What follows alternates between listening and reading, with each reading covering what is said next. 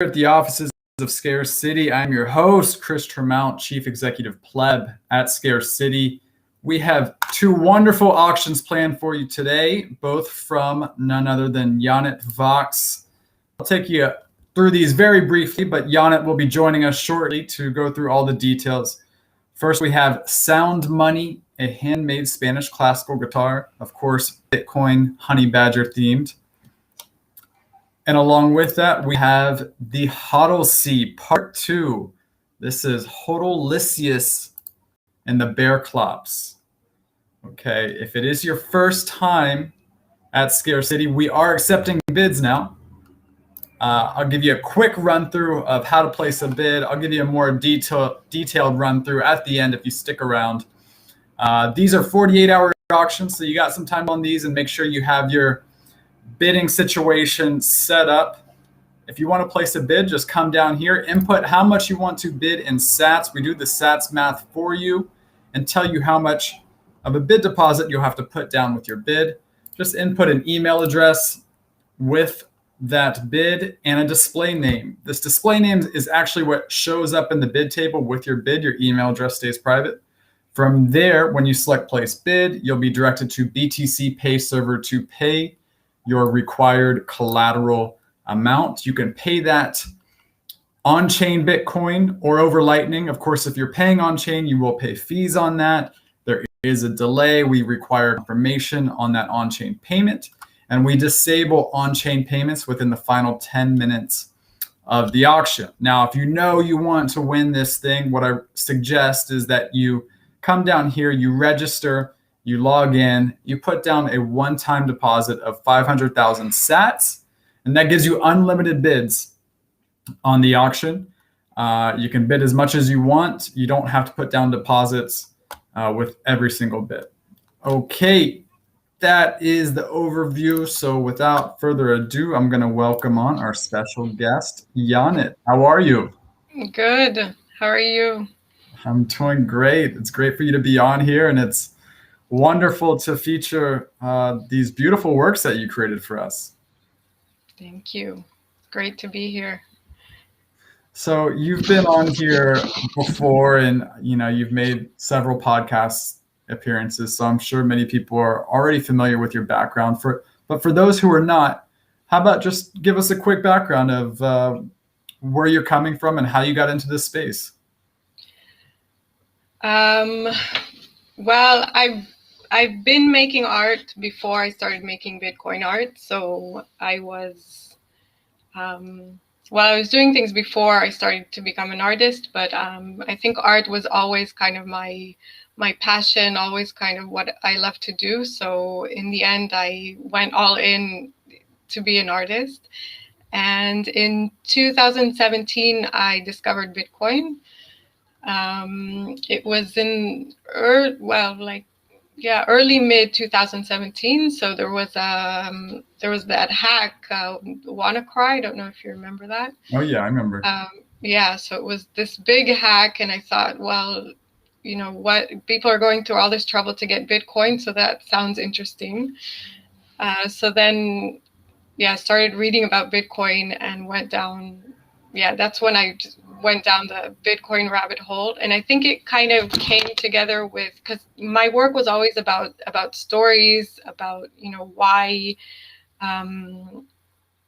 we do things we do, what stories do we tell ourselves as people, as a culture, as, so, and I was finishing a series, and I was looking for something else. And when I started reading about Bitcoin and everything that it's about, I thought, this is perfect. This is so interesting, and it talks about so many things. It's not just a protocol, it talks about freedom, about the world, about this. It's like a little ecosystem of how the world works and that we can make it a better place. So I thought this is like a perfect theme to work on, and I started, like, with all my work. I think I love to learn about new things, and I think my work, in a way, is kind of a process of how I research things. And you can see that in my work with Bitcoin, that it kind of shows how I learned about it. Actually Mhm. started, like, my first painting was about Litecoin. So it's kind of this, a lot of people enter Bitcoin through, through altcoins, through shit coins, and then they learn a little, they learn through that. And I think, my paintings kind of show how I the whole process that I think a lot of people go through. So yeah, that's more or less, and it got deeper and deeper. It started to ask, what is Bitcoin? What does it resemble? What does it stand for? What is freedom? I think that my later works are a lot more about, what world are we living in now? Where do we want to go? What's the importance of cryptography? I did a whole series about, um, cryptography and what led to the development of Bitcoin. So, yeah, that's more or less how I got in. It's such an interesting approach that, as you're educating yourself on Bitcoin, you're creating art in the process that serves as a way for people to educate themselves on the same lessons that you're learning. And your emphasis on the story definitely comes through your work. I feel like all of your pieces, there's just so much substance and such a great story behind them. So Yeah, I let's think that's kind of how I approach it. I feel so lucky that I can, learn new things and then just make art from that. And that's what I do, and it's for me, the art is kind of like showing what I learned and what I think about what I learned, and creating a story about it. And it's always through a story, because I think, history doesn't repeat, but it rhymes, and we can learn so much from the past. And so all the stories that I tell about Bitcoin always have to do somehow with another story from the past that I find similarities. And the same is with these stories as well, with the tablet and with the guitar, like always looking for the connections inside the stories.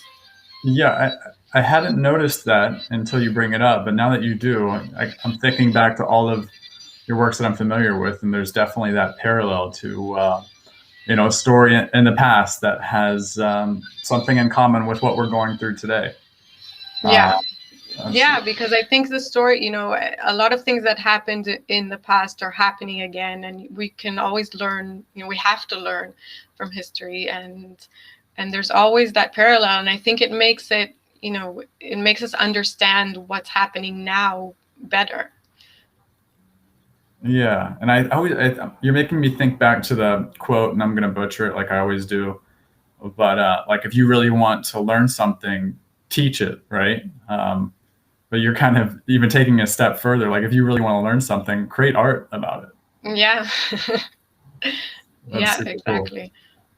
Cool. Well, let's hear about the stories of these artworks you have for us. Let's start off with the Hodlysseus Part 2.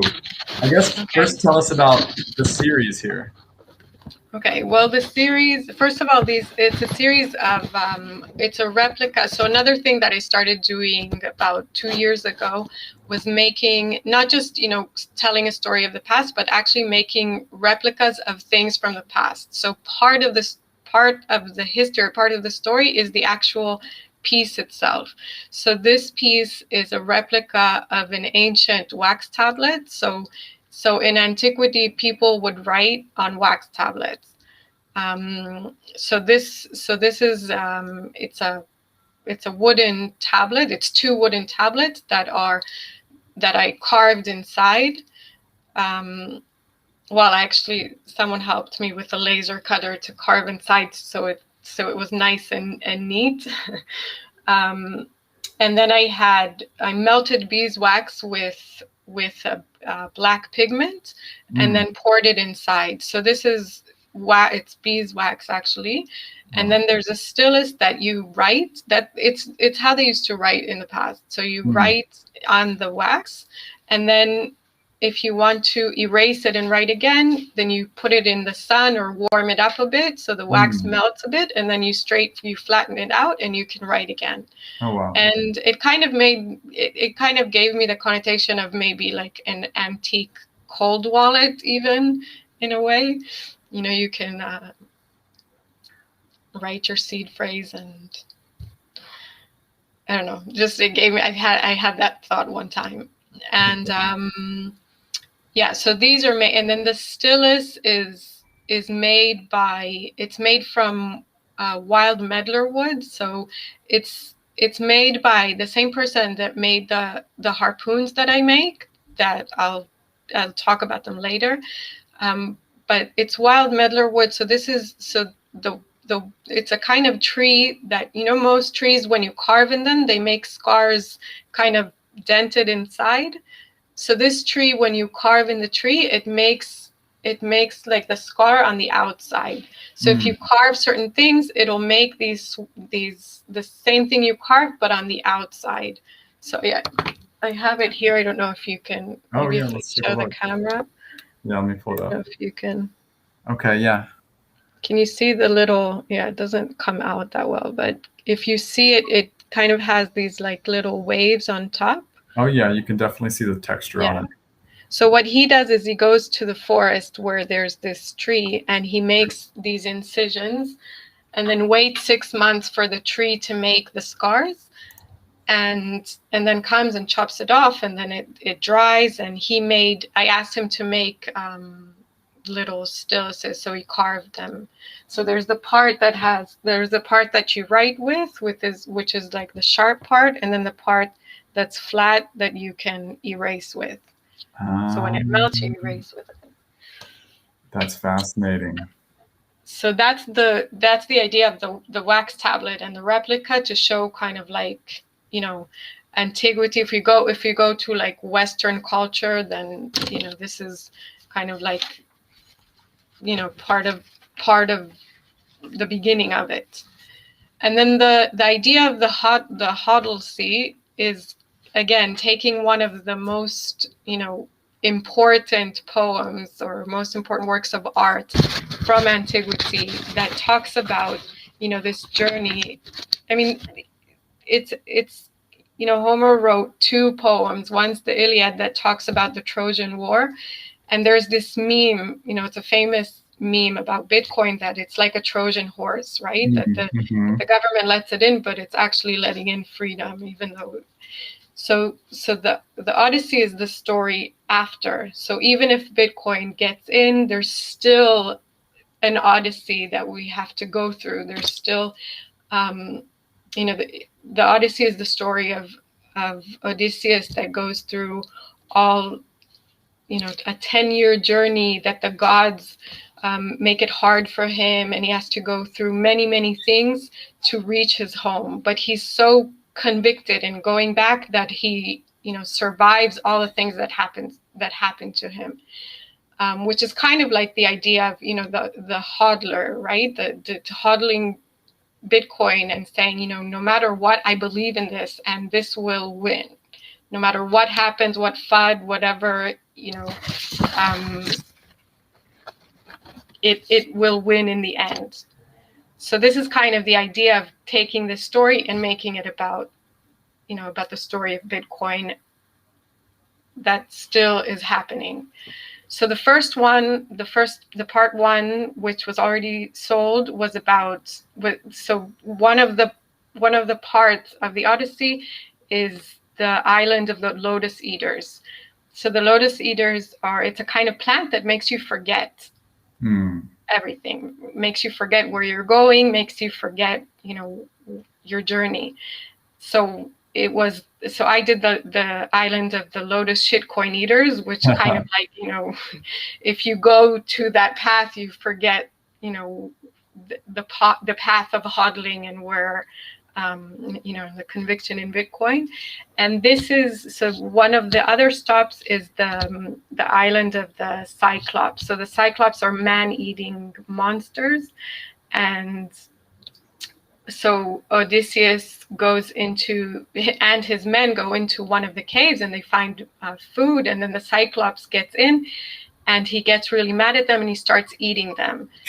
He starts eating some of them, and then they make a plan to get him drunk, and then when he's drunk, they take like a wooden stick and burn his eyes so he becomes blind. And Odysseus tells him, he says, like, who did this to me? And he says, nobody.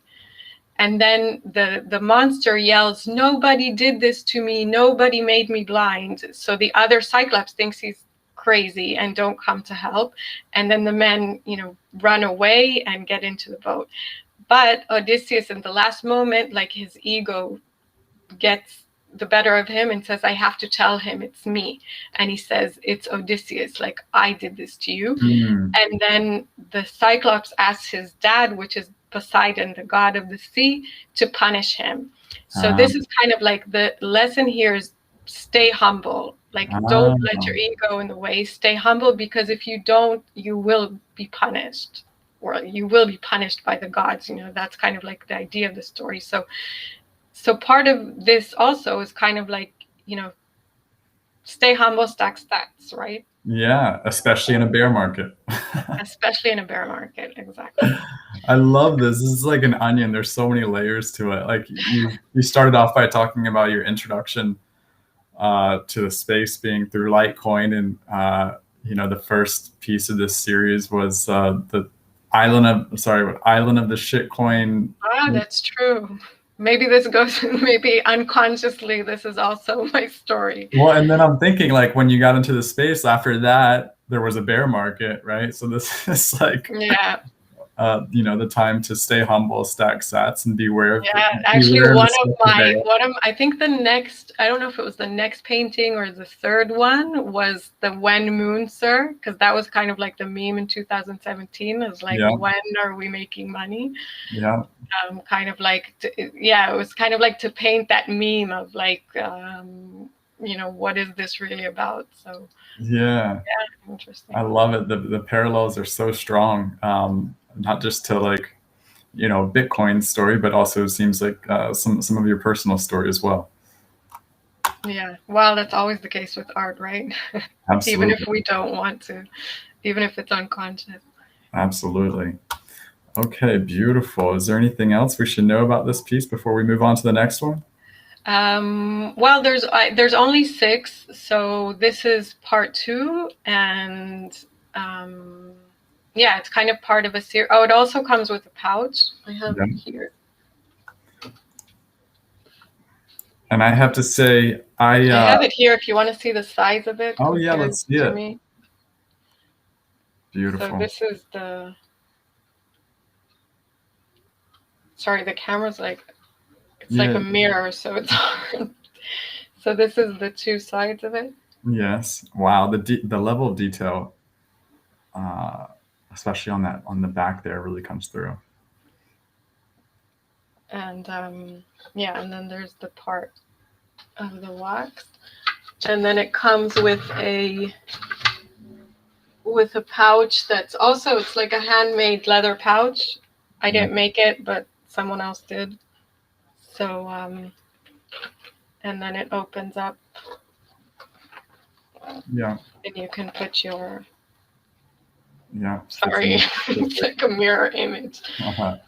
I had the pleasure of holding the first in the series, and I mean, there's nothing like holding the real thing, but especially the leather pouch. I felt like, before that, I had never experienced true leather until that moment. It really smells. It has that smell of. That's why I loved it. When I was looking for a pouch for this, because I thought it should come with a pouch. And when I found these, I was like, this is it, because it's not just, they're beautiful, but apart from the fact that they're beautiful, they have that smell of, like, I don't know, leather with everything that entails. Yeah, the smell and the texture. It was just like, okay, this is the real leather, and everything I've touched before was bullshit. Yeah. All right, awesome. So let's move on to Sound Money. What's the inspiration behind Sound Money? So the inspiration behind Sound Money is, you know, what I said before, that Bitcoin isn't just a protocol. I mean, it's inspired so many, you know, so many things, from art to music to books to people writing to thinkers, and it's kind of created this whole culture, you know. And that's what I mean, you know, at Scare City, you know this because it's about, you know, Bitcoin art and Bitcoin goods and everything that comes with that. And I thought, you know, one of the basic things about culture is music, right? A lot of different cultures have their own music, and music is something that makes us feel. It makes us have memories, you know. I think in a way music does that even more than visual art. Like it creates some kind of different, you know, memories and feelings. Well, not better, but just different. And I'm not a musician, so I thought, well, I can make like a musical instrument. And yeah, I thought about making the guitar. And just like the other things where I tried to research, you know, the first or the basic or where this came from, then this guitar was the same. So I went to, you know, the father of the classical guitar was from the 19th century. His name was Antonio de Torres, from the south of Spain, from Almeria. So I was looking for a traditional guitar maker, so not like a factory-made guitar, but someone that really makes guitars from scratch, like, you know, like they used to be made. And I found someone that was about an hour away from where Antonio de Torres was from. So he's considered the father of classical guitar because he was a very poor man, and he actually studied to be a carpenter. And at one point, he kind of started studying how to build guitars. And he investigated a lot of different kind of guitars that were available at the time, and kind of took the best from each guitar. He was trying to make the sound perfect. So took the best qualities from different kinds of designs of guitars and created this one. And well, created actually since his designs, that's how classical guitars are made. So every classical guitar made today is by his design. And which is kind of like what Satoshi did with Bitcoin, right? He kind of he didn't invent something new. He took the best of different things and put them together to create something new and perfect. So this is kind of like what Torres did for the guitar. Yeah, that's so interesting. And there's other parts of the guitar that are kind like one of the most famous materials that was used in this guitar and in classical guitars is cypress, the cypress wood, which is also the wood that's in the Bible, the wood that was used for Noah's Ark, which I thought that was just a curious anecdote, you know, that where a lot of times people say that, you know, Bitcoin is the boat. Oh wow, yeah, that's great. So so I found his name, the person that built this, his name is Jesus Perez, and there's in the videos on my Twitter, on my site, you can see him working. I think in this so you can see how he built the guitar, and this is really from scratch. So cutting the wood, sanding everything. And so, when I came to him, he showed me a guitar that was, I think there's a photo of an old guitar. So he had a guitar in his workshop from the 19th century that someone found, like it was like a family heirloom. And it was from they know it's from the 19th century. They don't know because this was the area where Torres worked, they don't know if it might have been made by him. We don't know that. he didn't make a lot of guitars in his lifetime because he was very poor. He had to do other work. So it was either done by him or by one of his contemporaries, but it was definitely his design.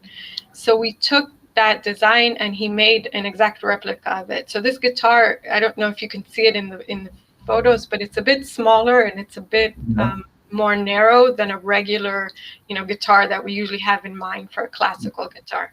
So this is like one of his first designs. Interesting. So this is kind of so it's a replica as possible to the original Spanish classical guitar. Yeah. That's amazing.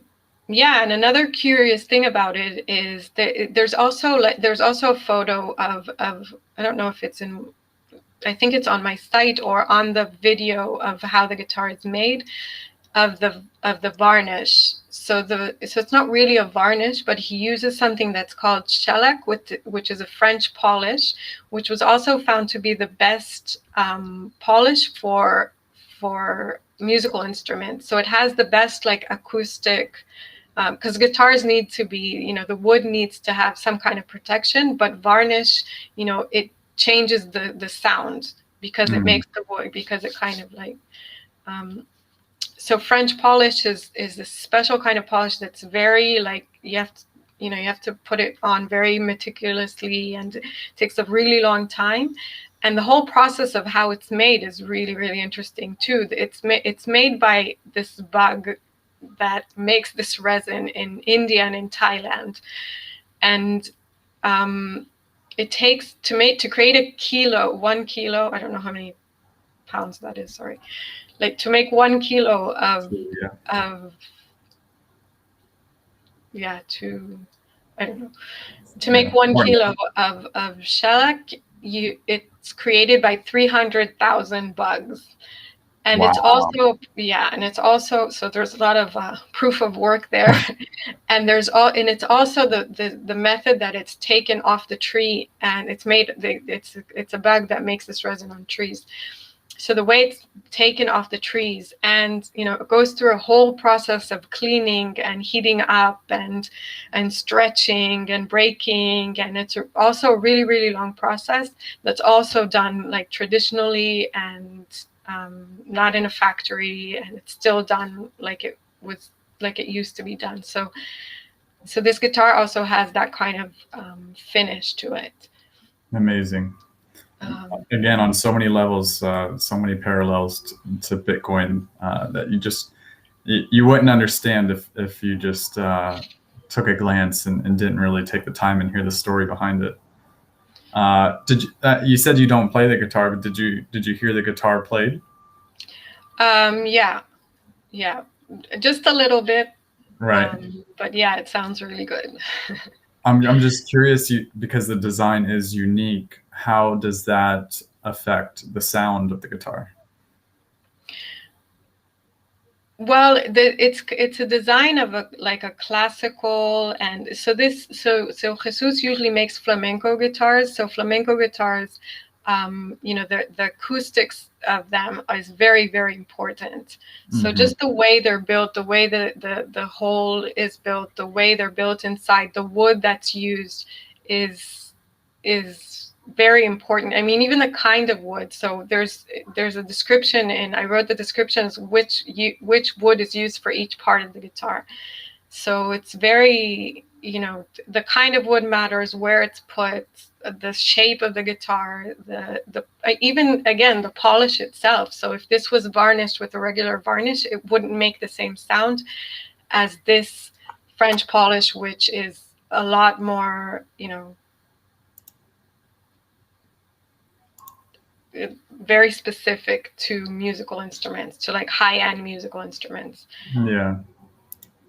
Yeah, so every minute detail goes into... Yeah, I'm also adding a pair of strings that also are very, they're kind of like the chosen choice for like top flamenco players. So the strings also have, affect the sound. So it's coming with the orange case, which I found an orange case. Uh-huh. And and a pair of extra strings that also make the sound very, I don't know the word for it, kind of like resonate. Okay. And you chose to paint. So the painting. DJ Honey Badger, is that? Well, who we have? so the painting started. Usually, classical guitars are painted. The rosetta, the sound hole is, there's usually like a design around it.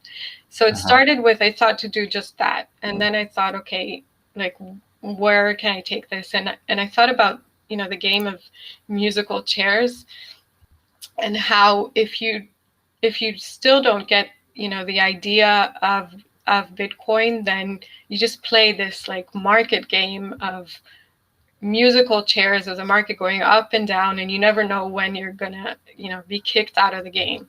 So there's the animals playing musical chairs, or like the bear, the bull, the sheep, the whale, and the shark, which all have their specific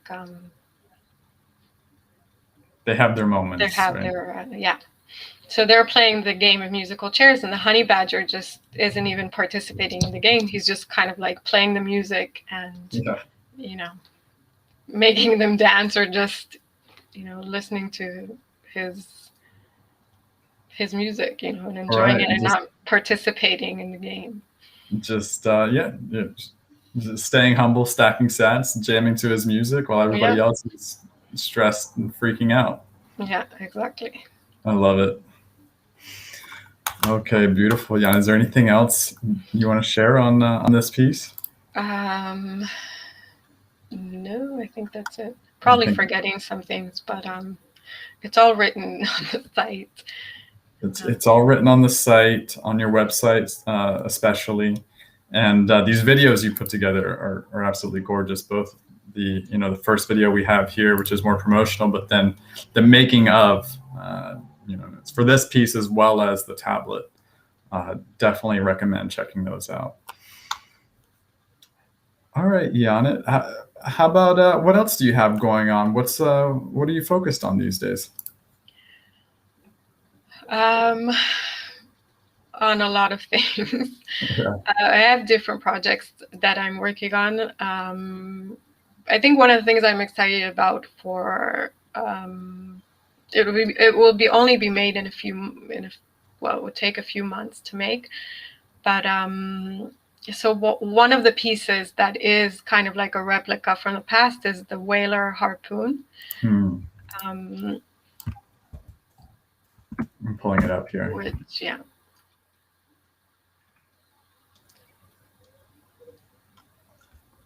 Right. So this is also like the story of this is the story of the Basque Whalers. So the Basque are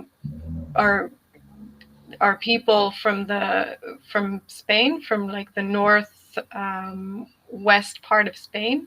And in the 16th and 17th century, they went sailing to the coast of Canada to hunt whales. So it was like this huge journey crossing the Atlantic to hunt whales for they would take the fat and make oil. So a lot of Europe used for light used the oil from whales. Right. So they were kind of like the only Europeans at the time that, well, there were people from England as well, but they had like the biggest enterprise of this. And this is also a story of it kind of like crossing frontiers, going to a new world, and so this harpoon is made from. So I kind of like studied the Basque culture as well, and this harpoon is made from a Basque maquila, which is a traditional Basque walking stick. It's kind of like a symbol of honor, and sticks generally in the past, in traditions, you kind of think of like the leader of the tribe with his stick. So sticks have like this meaning of power and meaning. And then the maquila is a Basque. It's made from wild medlar, just like the stylus. So in the same way, the guy that makes this, he goes to the forest, he makes these incisions in the wood, he waits 6 months to chop the wood off, and then he makes this. It's a walking stick that on one side, so if you scroll down, there's the part on the top that's like a black, the handle where you hold it, but when you open it up, there's a sword inside. So it's kind of like a walking stick, but also a weapon. Oh, fantastic. Yeah, and then this was made into a harpoon, which was the exact. It's the exact size, exact measurements of the harpoons that were used by the Basque Whalers. And the harpoon head itself is also forged by iron by an artisan that also learned this from his father and his grandfather. So I always try to look for like the people that make this, whatever their craft is, kind of traditionally handmade, passed on in the family. So the idea with these is that I make them personally. This is an example of one, but I kind of tell the story of whoever buys one of these harpoons. I tell their story. It can be their story with Bitcoin. It can be a personal story, and I paint that on the harpoon itself. And so now I'm working on. I had a few commissions, and then I felt like I want to make like the story of Bitcoin harpoon. So I'm going to make a kind of different one that the harpoon head, not the harpoon head, but the part that's held, the black part here where you see the Bitcoin symbol, is completely made out of silver. So the rest of the parts are made out of silver. And I want to make that part out of silver as well. And kind of tell the story of Bitcoin. So that's one of the projects. Beautiful. Okay. And if people want to follow this project we have your website here, yonatvaks.com. Yeah, my website, or usually Twitter is the best. Twitter, and I also have a newsletter. So if you look on my site at the end of each page, you can sign up. There you go. Okay. Yeah, to the newsletter, and that's where I just write when I have new work, so you won't get any spam. Only art spam. Only art spam, yeah. Beautiful. Well, these are such amazing works, Yonat. It's such a pleasure to hear the background. I mean, there's just no way to appreciate this type of artwork without hearing the full story. So it's always so fun to hear from you and get all of the details. Thank you. Well, Yonat, thank you so much for joining. And best of luck with the auction. I think it's going to be an exciting, 47 and some change hours to go. Yeah. And we look forward to talking with you again soon. Yeah, looking forward. Thanks. All right, take care. Okay. Wow, what a story from Yonat. These are, I just fall in love with these works, hearing all of these details that you should. If you are still with us, I want to give you kind of a detailed rundown of how to place a bid if you're interested. Come down here. You see here we have Jay Steezy on the scoreboard, 500,000 sats. You can bid above Jay Steezy here with a bid of 600,000 sats, or increase your bid wherever you like. Input an email address, input a display name, press place bid. We tell you some important information here. We tell you that your deposits will be refunded once the auction is over and the final bid amount is paid for. Of course, unless you are the winning bidder and don't pay your full amount, in that situation, you do lose your bid deposit. Once you are clear here, press confirm, and you'll be directed.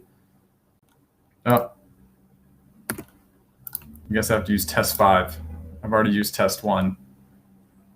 You'll be directed to BTC Pay server, where you can pay an invoice either on Lightning. Any Lightning wallet will work. We've been recommending Blue Wallet recently. It's been most dependable among the wallets we've tried recently. But if you're not set up on Lightning yet, no problem. You just click this button up here, go to just regular Bitcoin BTC, and scan this with your regular Bitcoin wallet. You can even pay this from exchange, although keep in mind, if you are paying from exchange, some exchanges deduct fees from your total amount, so you'll need to add those back. And once you pay this deposit, your bid will display on the bid table and you will be the high bidder. And again, once the auction is over, the high bidder has 4 hours to pay their full bid. And once they do, everybody gets their deposits back. If they don't, they lose their collateral, and the second place bidder has their chance to pay their high bid. I mentioned this before, but I'll mention it again. If you know you want to win this thing, and especially if you're not set up on Lightning yet, what you really want to do is click register here. All we need from you is an email address, a display name, and a password. You verify your email address. And then when you press bid, you'll have the option to put down a deposit for 1 million sats in this case, and that will give you unlimited bids. You can bid as much as you want, as high as you want, and not have to put down individual deposits with those bids. So it just makes it super easy if you're in this thing to win it. But of course, if you have any questions, I am easy to find. You can DM scarce.city on Twitter, or join us in the banter channel. You got a link here. You get all of the auction updates in the banter channel, and you can also ask any questions. No such thing as a stupid question in the banter channel. And you also get the memes and the regular madness that takes place in there. Best of luck with the auction, and we'll talk with you soon. Thanks for joining.